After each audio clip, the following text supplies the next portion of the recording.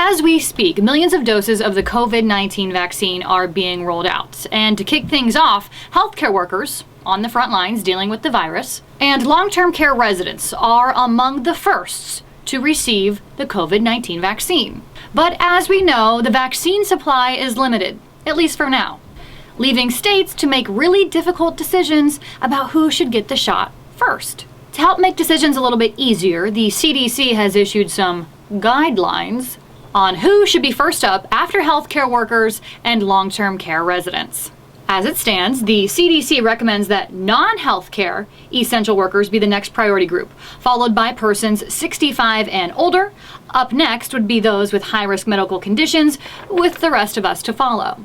Here's where things get a little bit hinky. Define essential. We already ran into this issue with numerous governors across the country shutting down non-essential businesses, declaring who and what were non-essential practices.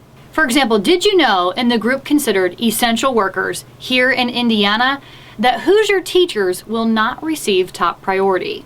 And then there's this. I heard a really interesting podcast the other day. On the Joe Rogan Experience, Joe had on Yale Sterling professor Nicholas Christakis. And he brought up quite a few thought-provoking ideas. Sure, I think we can all agree that on the outside, essential healthcare workers, followed by the elderly, should be the ones in line to receive the vaccine first.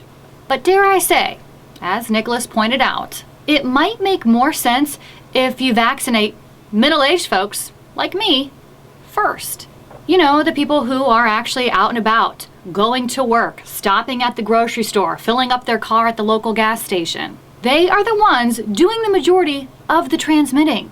And therefore, if we were to give these folks the vaccine first, it might slow down transmission, ultimately saving lives. Listen, if we had, 600 million doses of this thing, this wouldn't be an issue. But we don't. What we do have is slow distribution, slow manufacturing, and then there's this whole element of the folks who don't want to receive the COVID-19 vaccine at all.